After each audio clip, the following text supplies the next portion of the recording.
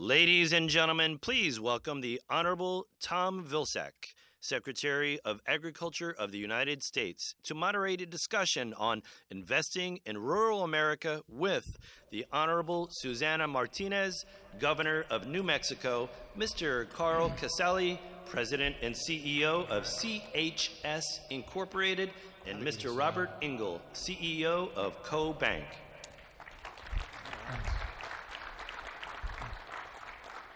Well, first of all, thank you very much for the opportunity to visit with all of you about rural America and the investment opportunities that exist.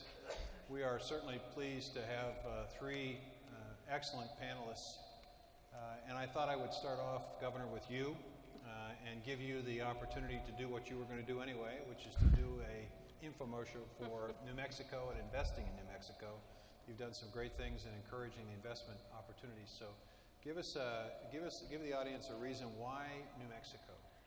Well, the reason that people should come from all over the world to invest in New Mexico is because where we were 4 years ago is a very different place from where we are today.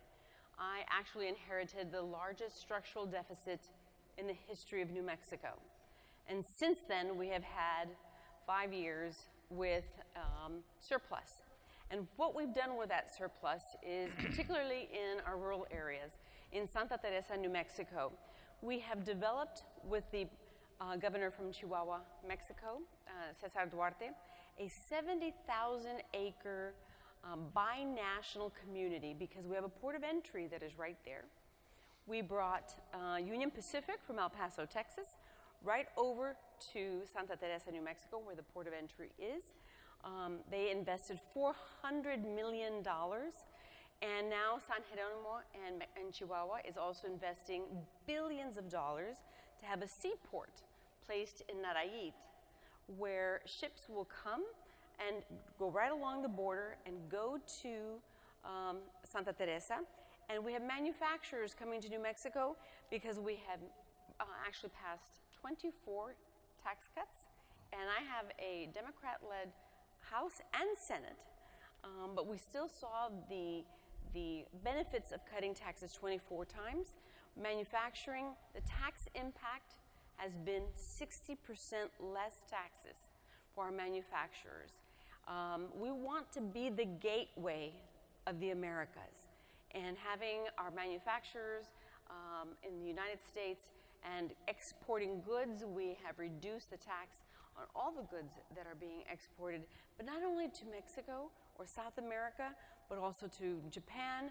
We have done to Saudi Arabia. We have done it to many other countries, and many countries are coming to New Mexico, actually constructing their manufacturing plants right there in a place that was completely empty, a sleepy little town that is now booming, and homes are being built, infrastructure is being paid for by the state as well as the local communities. And now, an 11,000 square foot industrial park that was empty is busting at the seams, and we are rebuilding and adding on to that. Okay, Governor, you've made the case for New Mexico. Now, Carl and Bob, you've got to make the case for the other 49 states. Why invest, and why should these folks consider investing in rural America? Carl, I'll start with you, and then Bob. Sure, thank you, Mr. Secretary. Our business model, we're owned by our customers, and they live in rural America. We have about 75,000 direct producer owners, and then indirectly about another 500,000 that are represented by 1,100 cooperative owners of our company. Because our job is to do things for them that they can't do for themselves, we're a very asset-intensive company. Individual farmers or cooperatives can't own petroleum refineries, but through us, they can, and they can access the diesel and gasoline they need for their operations. They can't individually own grain ports or terminals. Through us, we're building a brand new one in Brazil right now. They can have ownership in the company that way as well. So, we get up every day with one question, literally, and it's how do we help our owners grow today? And so right now we're in the process of investing $11 billion in capital expenditures, largely in rural America, just to drive that additional and future growth on their behalf. And so given that's where our owners are, we find it's a great place to do business. Highly motivated people, hardworking people, and very connected, obviously to the land and what they do. And the interesting thing that we're finding out right now is we just did an employment branding survey with our own employees. We have 11,000 employees within the company. And the satisfaction of working at our company was quite high. But what's interesting is even higher with the millennials. And so the sense of connection to rural America, the sense of purpose that goes along with that is actually becoming a really nice attraction tool for talent to bring into the company. Great. Bob. Well, Mr. Secretary, pleasure to be here with you and the governor, of course, with Carl. We kind of ran the right way here because Carl talked a little bit about this cooperative form of ownership. Well, CHS is one of the cooperative owners of CoBank. And let me talk about rural America from this perspective. We have customers in all 50 states. So those of you that are here representing states and different agencies within the states, we have customers in every one of your states. And I also tell you that on our side of the business, certainly on the food and agribusiness side of our business, there's not a country represented in here that one of our customers doesn't export food and agriculture to. Rural America is a tremendous success story. Matter of fact, particularly for those of you that travel from abroad and take a look at the quality of life in this country relative to the type of food that we have and the price of that food, the safety, the nutritional value of it, and take a look at the availability of resources, of power, of telecommunications, of water. A lot of that begins in rural America. A very small part of the population, but it is a tremendous asset for this country. So many times, I believe, an underappreciated asset, Mr. Secretary, as we have spoken about. As you take a look for investing in rural America, the opportunities are absolutely tremendous. We see it. We saw one not long ago, a governor in your state with a new cheese plant, Southwest Cheese Plant. And if any of you are thinking about starting operations, and I don't care if they're small or they're big, the smallest to a Fortune 100 company that sits here to the right to me with, I don't know, Carl, $44 billion in sales, it really does range the full gamut. If you want to take a look into a rural community and see motivated leaders that are looking to bring jobs, to bring a better quality of life to their communities, I guarantee you the levels of red tape that you have to go through to get there are a whole lot less than what you're going to go through, dealing in a more populated area. And the other thing I would mention is that there's a number of initiatives. There's a lot of cooperation. Carl talked a little bit about the people in rural America and the whole idea of cooperative spirit and understanding they need to work together. It's going to be a whole lot easier in rural America to get the public sector, for instance, with USDA, working with a CoBank, working with the state to say, how do we combine our resources and competencies to help you be successful? So, again, as you know, Mr. Secretary, you're speaking to one of the big proponents of rural America. So there may be folks out in the audience that are interested in investing in the U.S., and you all have made the case for generally investing in rural America and rural New Mexico. Talk a little bit about the infrastructure needs and opportunities that exist in rural America. Governor, I'll start with you, and then Carl and Bob, you can follow the governor. There are enormous needs for the infrastructure in rural New Mexico and rural America because their tax base is low.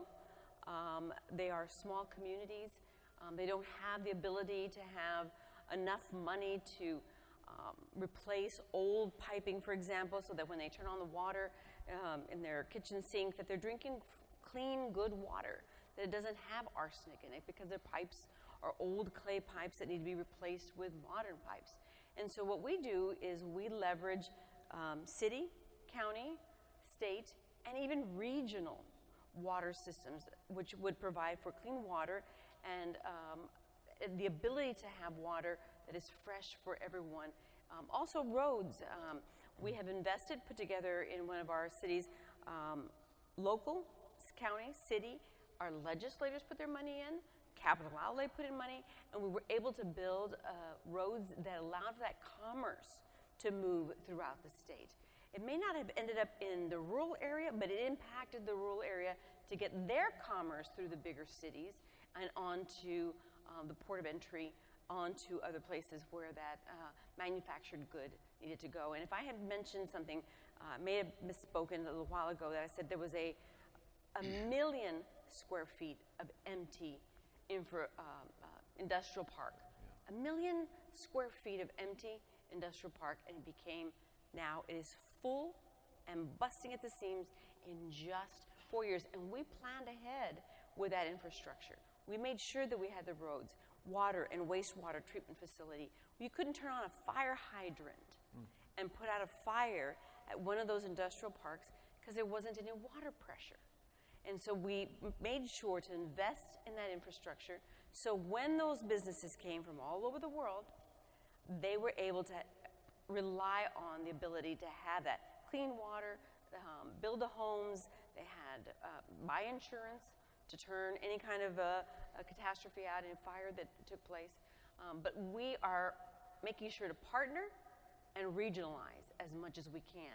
Instead of every tiny little community, how do we make this a regional project instead of just 5 little small projects? Carl, your business obviously depends a great deal on infrastructure. What do you see the needs and what do you see the opportunities? Sure. And I think one of the themes that I wouldn't want to trivialize or underestimate is just, when you get into some of these smaller communities, just the impact that investment can have, Yeah. And I was thinking of an investment we actually made in Iowa, and it was a $30 million soybean processing facility. If that were in Los Angeles, it wouldn't garner any interest or attention at all. The governor was at the ribbon cutting because just of the impact that it has on the community. So you've got a highly motivated group of folks there. From our standpoint, assets for continued growth is obviously very important to us, but access to high quality transportation, roads, rail, water, because we move a lot of grain in other commodities is really, really important to us as well. So, that always enters into our thought process as we think about where we're going to invest. But Bob, those are like huge projects. Are you in the business of financing a project like a rail system? Yeah, well, look, Mr. Secretary, the infrastructure needs are huge, whether it be rural or whether it be urban, whether it be developed country or an emerging country. Whether you're replacing what you built centuries ago or whether you're starting up anew, this is a huge challenge. And the question is what leg up does rural America have to be successful and to provide the type of environment where businesses want to do businesses and where families want to live. And that's really the challenge before all of us. The good news is that we are beginning to make a difference. If you take a look at just some of the USDA programs, Mr. Secretary, that have occurred over the past bunch of years in the investment, right from the investment in energy and electricity, through telecommunications, broadband, there have been significant investments. But what you've said now, at least to people like us, is hey, look, we've done a lot here, but we need to leverage it. We need to do more. And that really was around the formation of the Rural Infrastructure Opportunity Fund that we announced about 8 months ago, whereby CoBank's committing $10 billion of our balance sheet, and there are a significant number of other investors, both onshore and offshore, that are very interested. And our goal here now is to get these projects in a position where they're ready to be financed. If we can match the needs up with the capital, there's plenty of capital out there, and if we can find a way to match those up. So that's what we're going to continue to focus on. Well, I've given everybody an opportunity to have their own commercial, so let me take this opportunity to do a commercial for USDA. We actually have invested, to Bob's point, in over 7,000 water and wastewater treatment projects since I've been secretary, about 1,000 a year. And these are revenue-producing opportunities because obviously people pay their water bill. We've done over 500 broadband projects. We've done several thousand renewable energy projects, and we've helped 89,000 businesses with either a grant or a loan or assistance of some form or another to be able to generate jobs in rural areas. So there is a partnership and a collaboration between state, the private sector, commercial banks, and the farm credit system to provide assistance. And the reason this is important is if you're looking for an investment opportunity that's relatively secure with a reasonable return, there are opportunities in the infrastructure space. Let's talk a little bit about communications in terms of broadband. Now, you've got remote areas in New Mexico, and just today we indicated that 98% of America's population have access to 4G broadband. But that's not always true in rural areas. Governor, what challenge does that create, and again, what is the opportunity? It creates an enormous challenge, especially I'm a governor that drives every corner of the state. I don't fly. And so I have my broadband card, and I know exactly when it stops and when it starts. And I know every corner of where broadband is needed. But it is a challenge for the businesses. And we help with the infrastructure, for example, in Santa Teresa, which was a very sleepy little town. It was a town that did not have all of the amenities in order for it to grow like it did. And so we have to invest in that broadband, because if you can't, you cannot communicate with the rest of the world, much less the rest of your state. And so the investment is being made through our capital outlay to make sure, number one, for safety reasons, our law enforcement, to make sure that they can communicate with one another, because our terrain is very different in all parts of our state. But also for the small businesses to be able to communicate with other businesses and the rest of the world, and how they do their trade and manufacturing, how they order things, and also that they can communicate with, for example, for the gateway to the Americas, with South America, who also has their challenges with broadband. And if we have a good working relationship, then we're able to make sure that they find that to be just as important to them as it is to us, that we have that broadband available to both countries. The future of agriculture is reliant more and more on data and access to data. Talk a little bit about the opportunities within agriculture and the significant role that broadband or data is going to play from your perspective. Oh, I thought you were addressing Carl. I apologize, Mr. Secretary. Both of you. Look, there is no question that this digital divide between urban and rural America is real. And our customers in rural America deal in a global marketplace, and there's really only one global network. So how we close that gap is important. A lot of discussion these days about sustainability and stewardship. Well, I'll tell you, the people that started sustainability and stewardship 20 years ago, before it had a name, were the farmers of this land. And if you take a look at the production of agriculture in this country today, they produce a multiple more products than they did years ago with less land, less water, and less inputs. It's a tremendous efficiency story. It's a tremendous productivity story. It's a tremendous innovation. But I would tell you, and I'm going to turn it over to Carl here in a second, because he'll have the details of it much better than I will. Okay, the ability to conduct sustainable agriculture going forward and do what we need to do, and to meet the desires and the requests of consumers for understanding their food and where their food comes from, can't happen unless we have this digital network. So, Carl, why don't you take it from there? Sure. Talk to us about the opportunities here. It must be unlimited. They are, and I was smiling as the governor was speaking, because I was trying to envision our owner customers in their tractor with their phone and not having the ability to check grain bids from us or their hedging account in real time. I don't know what they would do. Farming, as Bob said, has totally changed today. You know, when I grew up doing it, you were defined by how straight you could plant a row, right? That's done for you now with GPS and auto steer on a tractor, which gives you all the time to check your hedging account while you're doing it. There's been a bit of a renaissance, more than a bit, of young adults coming back, getting their college degrees, but coming back to rural America. When I grew up in the early 80s, there was a mass exodus. There was literally a generation that just left because there was no economic opportunity.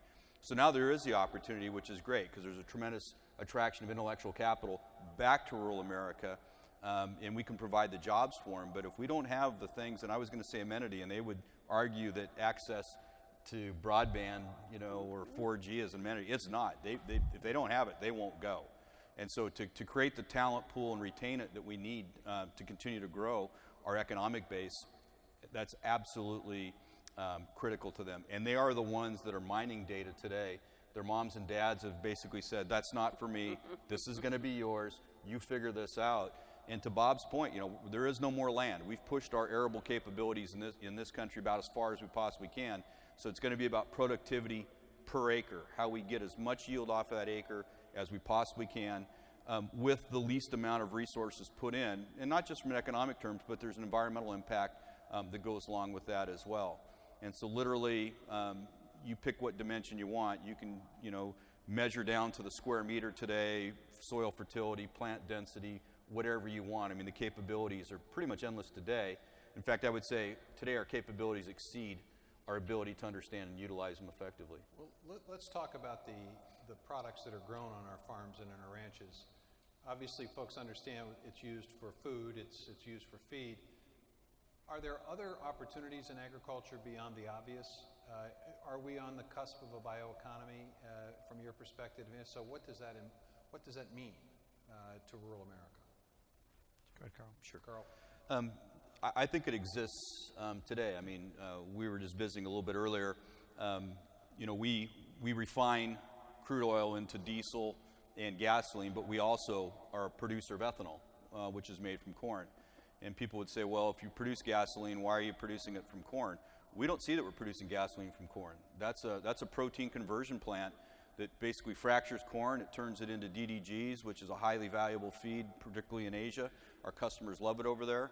Then we also make an oxygenate for gasoline, you know, with the ethanol, and it's also an octane booster. So that's a very special manufacturing plant. The plant that I mentioned in Iowa produces soy flour. That's a precursor to food ingredients, but it also can be an industrial adhesive and wallboard.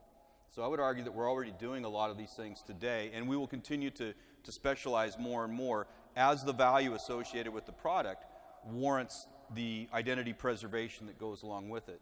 The nice thing about the types of plants I'm talking today, you can take a commodity in, you don't have to segregate it, and you get multifaceted streams of output coming out the other side. But that day will continue to come. And you know, land obviously, and being able to produce on the land is the ultimate renewable resource.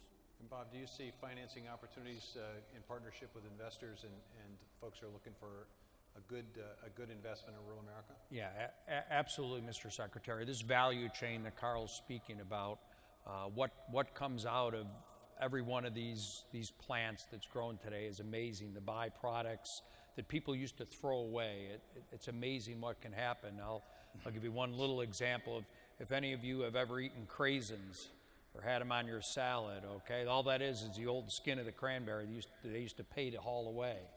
And now it's something that has tremendous value. But in terms of investment opportunities, and not only on the debt side, Mr. Secretary, as you know, we, with some of our partners in the Farm Credit System, put together a Rural Business Investment Corporation.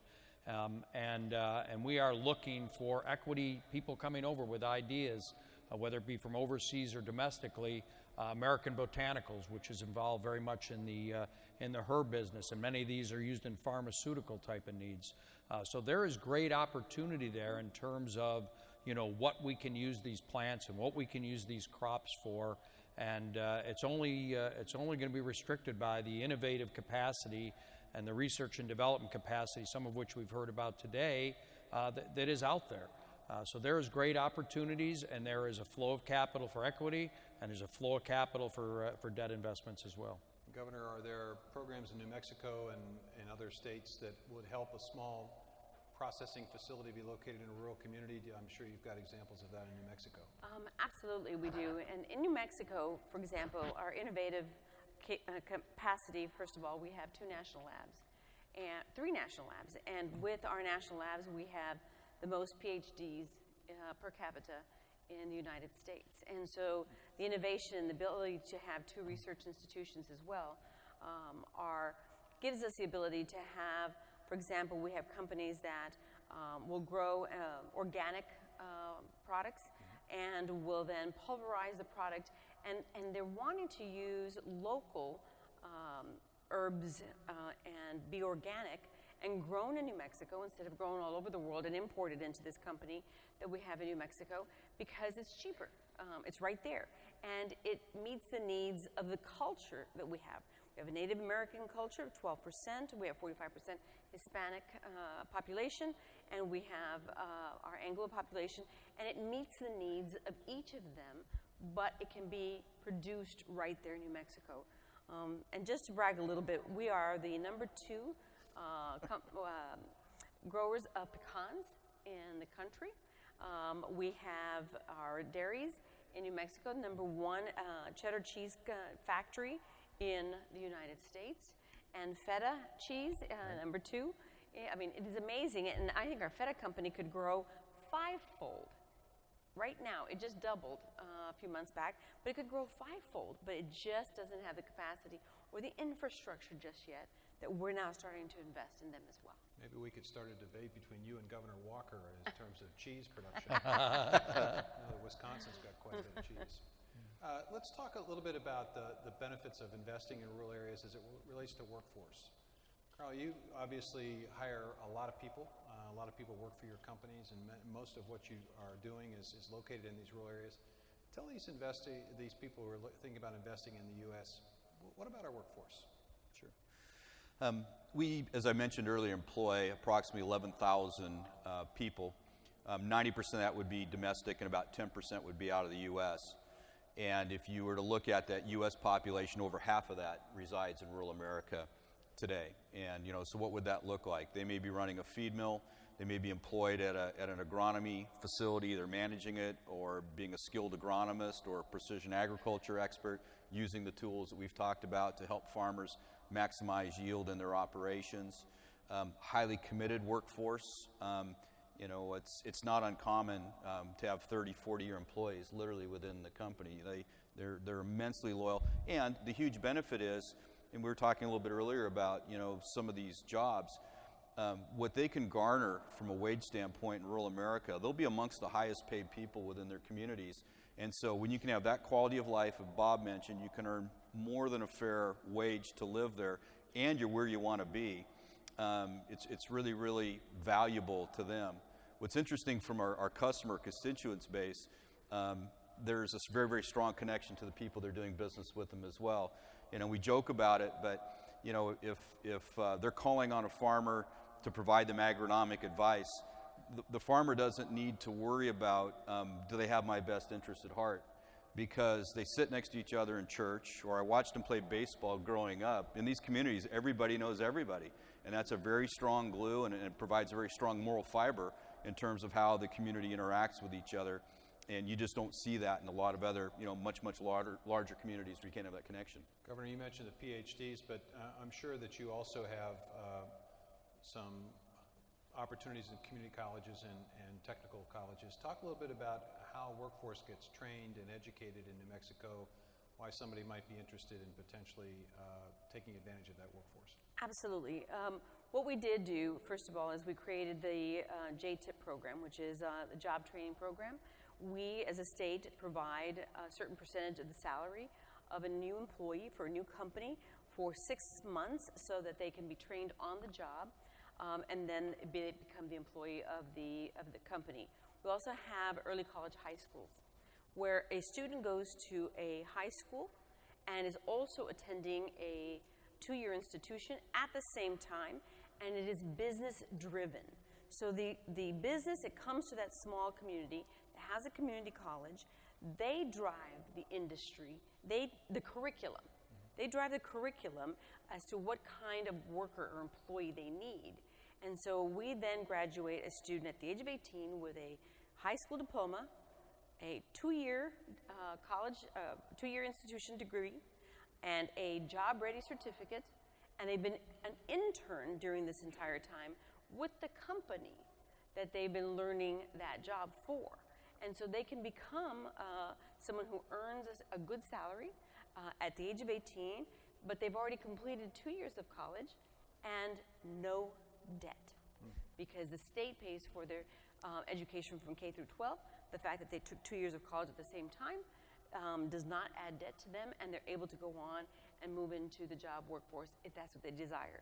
If they don't, they have 2 more years for education to go into and receive their bachelor's degree as well, which also the state provides for. Good deal. Bob, workforce opportunities, we talked a little bit about infrastructure. Talk a little bit about energy costs in terms of what you see from a financing standpoint. You look at a lot of loan applications, you look at the bottom line. Energy costs going up, competitive. What's the situation in the U.S. today? Look, in terms of the situation in the U.S., we have a tremendous new advantage that the Secretary Pritzker spoke about this morning, and that is having affordable energy in this country. We've had it in many different forms, but now we have it in many more forms. And not only in rural America is it affordable, but quite frankly, it's reliable. And I think if you take a look, given this supply side shock that we've had as a result of the production in this country, to me, this is here to stay. This is a supply side shock. I don't think anybody should look for energy prices to be moving up quickly in the near term. And again, the production of the electricity that you need, whether it's natural gas based or still out in rural America, we have some coal, some very clean coal generation that is out there. It's a great opportunity to fuel your manufacturing operations and other operations that you may have there. If you think about the things that are important to us when we wake up every day, rural America is an abundant source of all of those things. And the challenge we have, as much as the challenge we have here today, this is a perfect time to hold this, because guess what? I was in here with the president not long ago, and there wasn't a seat in the House. Okay? And as a percentage of the population, this is about the percentage of rural America. Maybe this is probably a little too big, Mr. Secretary, because it's only about 1.5% of the population in this country. But if you take a look at their contributions to the quality of life, not only in this country, but increasingly outside our borders, it's absolutely tremendous. Let's talk about outside our borders in terms of another opportunity. Governor, you mentioned the relationship you've got with Mexico, and obviously that is about exports. How significant, and this is actually a question to you and Carl, how significant are exports in terms of the economic viability of rural America? Extremely important. Ernst & Young did a study where my first year as governor, we were ranked last in the country. And now we are the best in the West because of our ability to reduce our corporate tax by 22%, the ability to reduce taxes 24 times. We also have a tax impact of 60% on manufacturing. And the good relationship with Mexico, they understand that they also, as partners, they need the infrastructure, the rail, the roads. And what we did in order to allow them to bring goods to America, throughout America, was to build a heavy load zone in our binational community where they didn't have to empty their trucks by a third or so because they were too heavy for the roads that are allowed to carry these trucks.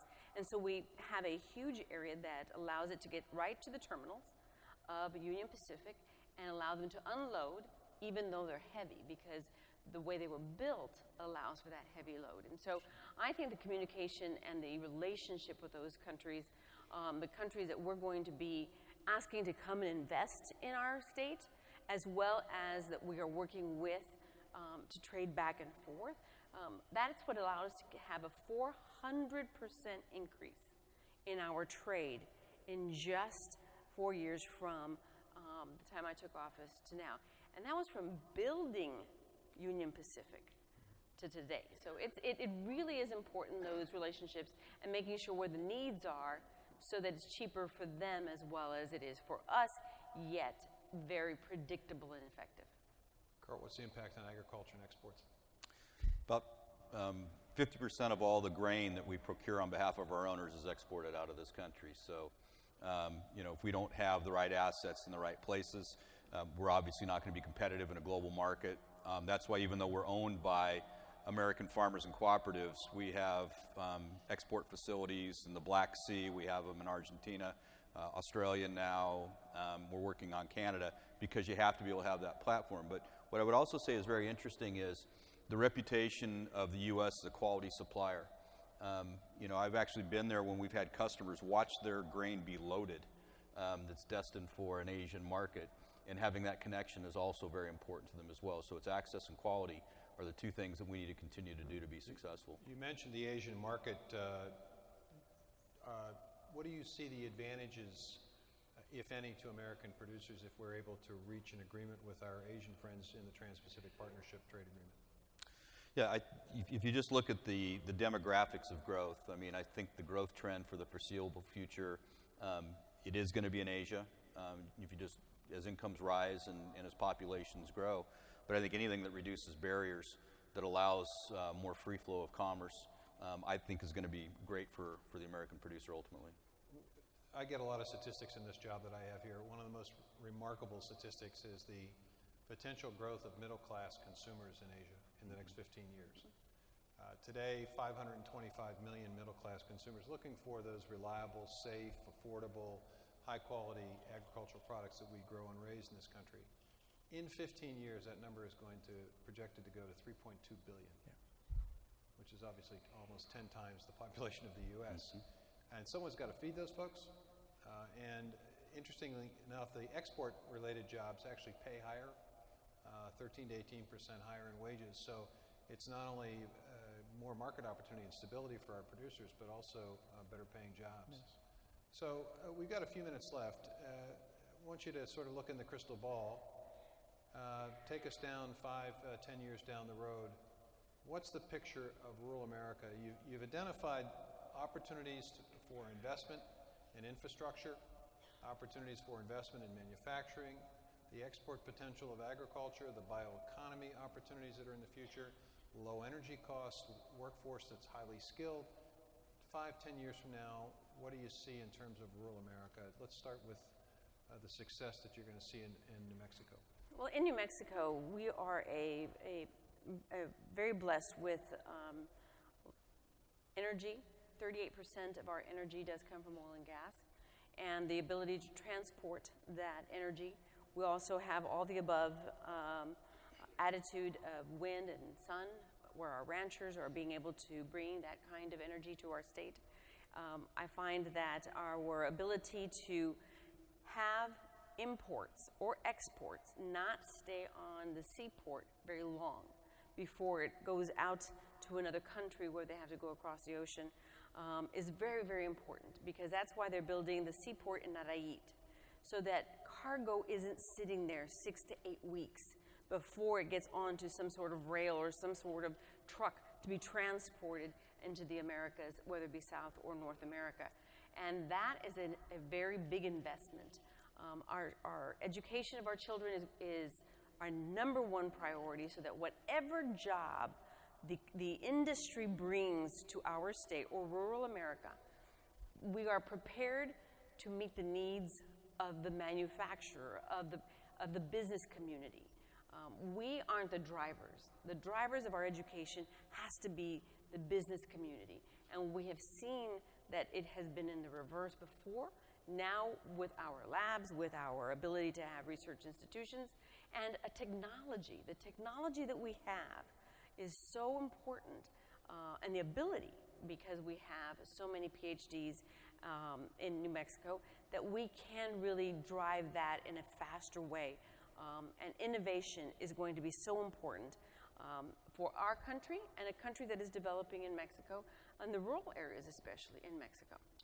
Well, there's probably just not much opportunity left after everybody invests in New Mexico, but you two guys have to give me a little cover here.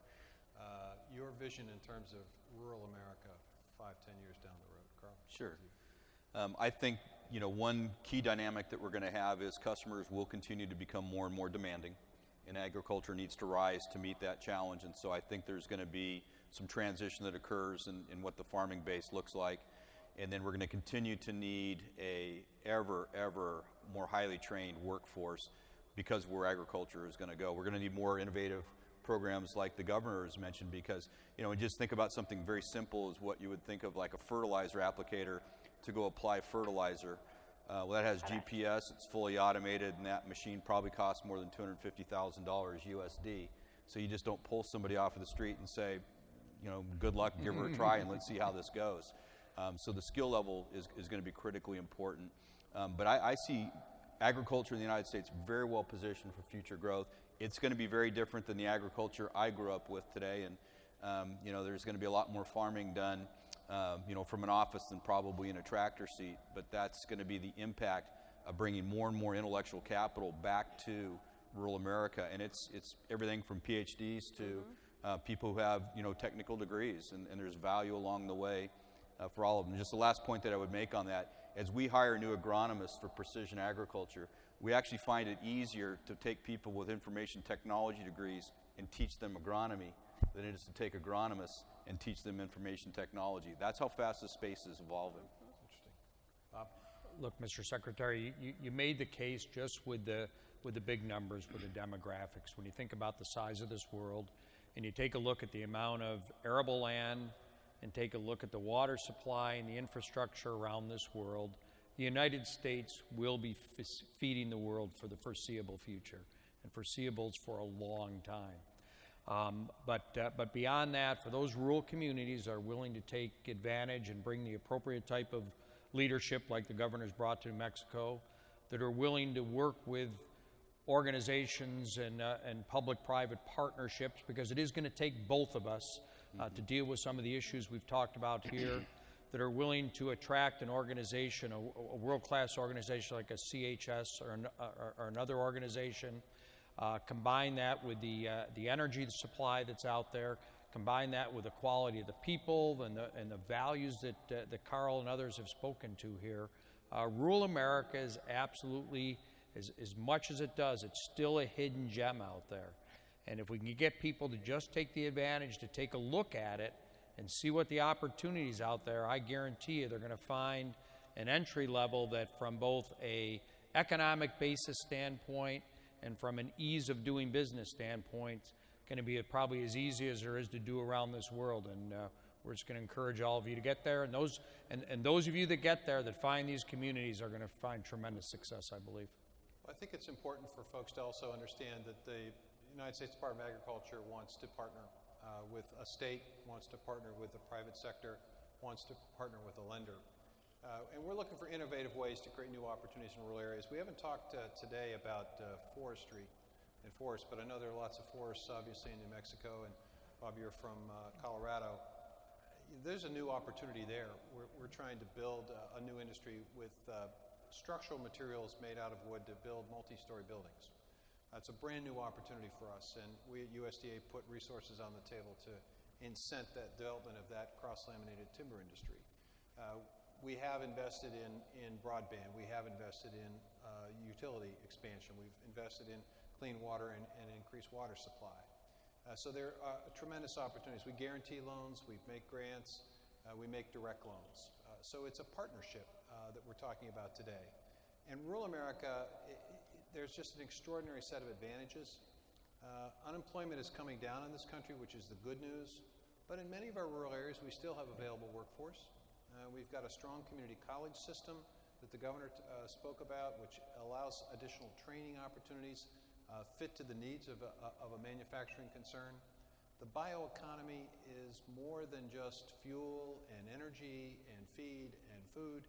It's now chemicals, it's now materials, it's plastics, it's fabrics, it's new opportunities with nanotechnology, and there are tremendous opportunities for investment in small business. The RBIC that Bob talked about is actually an equity investor. So you have guaranteed loans, you've got direct loans, you've got equity investment. So there's a tool chest, an array of opportunities here for those who are interested in manufacturing, agriculture, and infrastructure. We also, the governor and I were talking about this earlier, we also invest in community facilities, small towns who need fire stations, or they need a hospital, or they need a school. It's a revenue producer that's a good, strong, steady return on investment. So I hope that the folks who are here that spent a few minutes today with this panel understand and appreciate the enormous opportunity that exists in rural America and the enormous opportunity. It's virtually unlimited.